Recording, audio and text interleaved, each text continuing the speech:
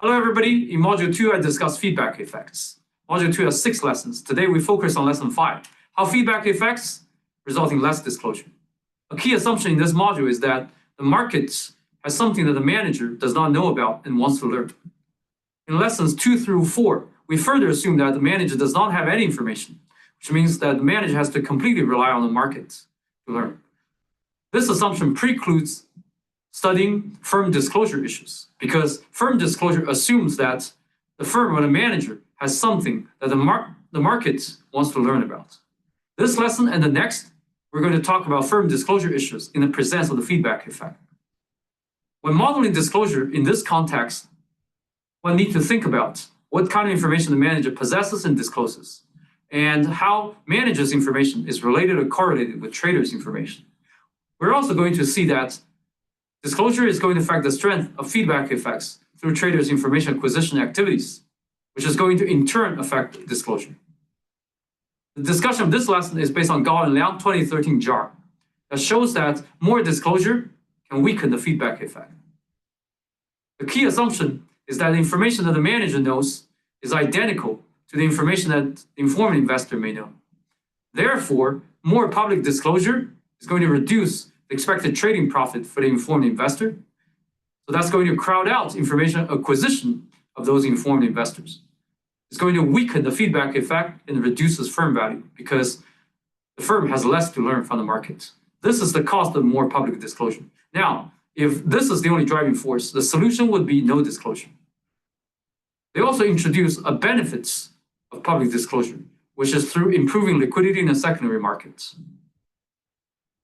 They assume, which is a common assumption, that primary market participants will purchase the share in the primary market, for example, the IPO markets. They subsequently subject to some liquidity shock, so they become noise traders in the secondary markets. As a result, they're going to lose to the informed traders in the secondary market. To compensate for this expected loss, they're going to require a liquidity discount when trading in the primary markets. More precise disclosure by improving liquidity reduces their expected loss, so reduces liquidity discount. Therefore, there is an optimal interior degree of disclosure quality by balancing the costs and benefits, as well as a disclosure cost that we're going to talk about later. So here's the model. Firm chooses the disclosure policy characterized by the probability of disclosure beta when the firm knows about information. So here, it is assumed that the firm either knows everything or knows nothing. This is one way of modeling disclosure quality or disclosure policy. Another way is what we discussed before. Disclosed signal is the true signal plus some noise. The firm sells one share in the primary market, example is the IPO market, at some price. Subsequently, the firm's shares get traded in the secondary market. As we discussed earlier, primary market investors, they're subject to liquidity shocks, so they become noisy traders or liquidity traders. They trade with a speculator in a discrete Kyle setting, and they're going to lose to the speculator. Speculator can acquire information that we're going to talk about in the next slide. The firm learns from the secondary market prices, and they're going to choose their investment decisions based on whatever information they have from the secondary market, as well as their own information. The relevant information is denoted by some exogenous state of nature, mu, that is either big H or big L. The prior distribution of mu being big H is 1/2. Mu is the profitability of the firm's growth option, and the firm value is determined by the terminal cash flow from the growth option, denoted as G. Higher mu is, the more the firm wants to invest, and higher the growth option's value is. The speculator can acquire information about mu. More precise information is more costly. The speculator can acquire some information Y that is either small h or small l. Conditional mu equals big H, the probability Y equals small h is the same as conditional mu equals L, probability Y equals small l. It's gamma plus 1 divided by 2 with some quadratic cost. The higher gamma is, the more informed Y is about mu. When gamma equals 0, Y is completely uninformed. Because conditional mu equals big H, Y can be either small h or small l. When gamma equals 1, Y is perfectly informed about mu, because conditional Y equals H, mu equals H for sure. The firm observed mu with some probability. we have to make this assumption because if the firm is always informed, then there is nothing to learn from the market.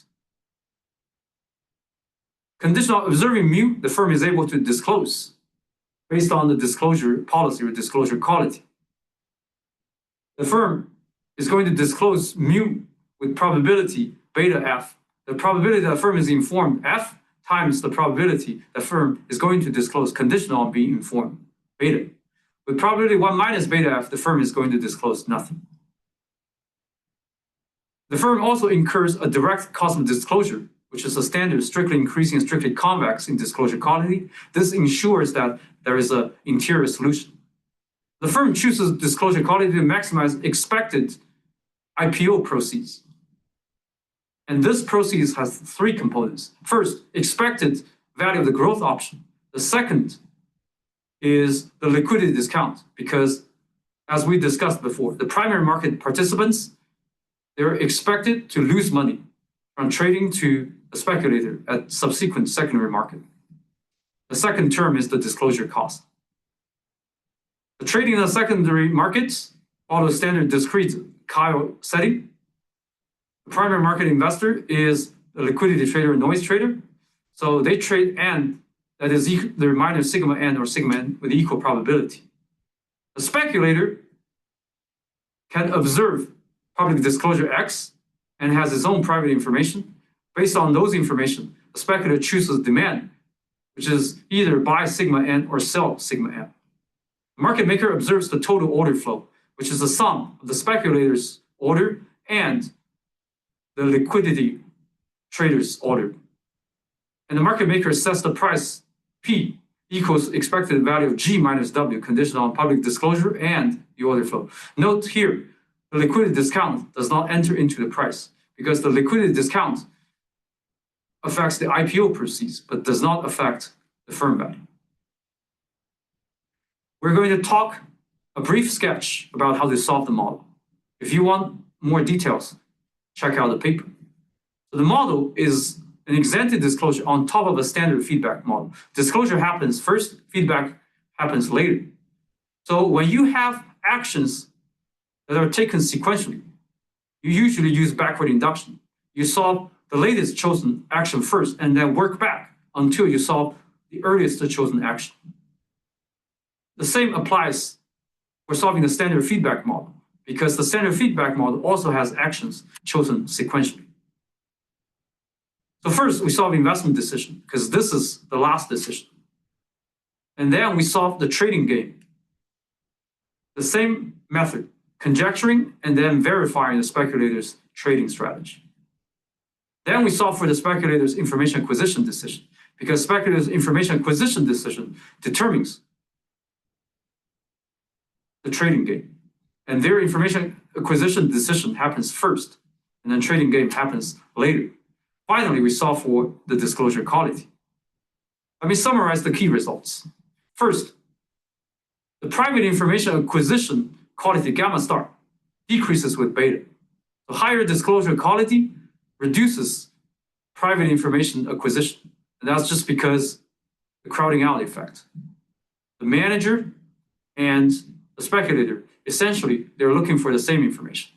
The higher disclosure quality reduces the speculator's expected profits from information acquisition, reduces information acquisition. The expected value of the growth option also decreases with disclosure quality. You can see in the expression, the expected value of the growth option does not explicitly depend on beta, but it depends on gamma star. And gamma star is a function of beta. Because gamma star decreases with beta, expected value of growth option decreases with beta. The results are again intuitive. If you have lower private information acquisition, which is due to more disclosure, more public disclosure, then there will be less learning from price. The expected firm value is going to be lower. The liquidity discount, which is being subtracted in determining firm value and IPO proceeds, also decreases in beta. And this is what we have been talking about. Higher disclosure quality improves liquidity, reduces the liquidity discount by reducing the expected trading loss from the primary market investors to the informed investor.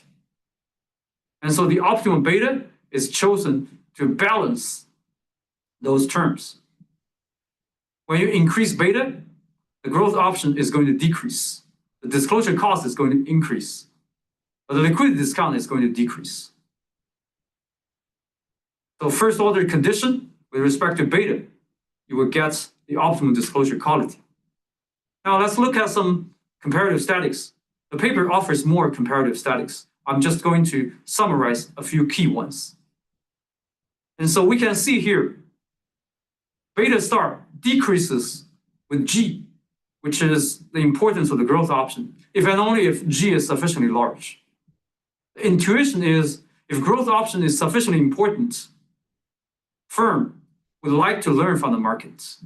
So they would like to reduce their disclosure quality to facilitate learning from the market. The second comparative static, F beta star. Remember, F is the probability that a firm is informed. F beta star is the total amount of disclosure. The total amount of disclosure can be shown to increase with the probability of the firm getting informed. This is also intuitive.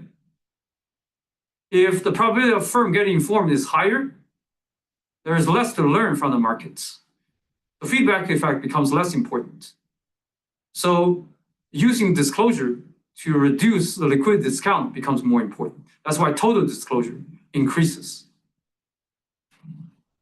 In an extreme case, when the firm is completely informed, then the firm is going to disclose to the maximum extent because the firm has nothing to learn from the markets and the firm wants to minimize the liquidity discount. So here are the implications. First, for growth firms, when G is higher, when growth option is more important, more information acquisition from private speculators is going to increase firm value.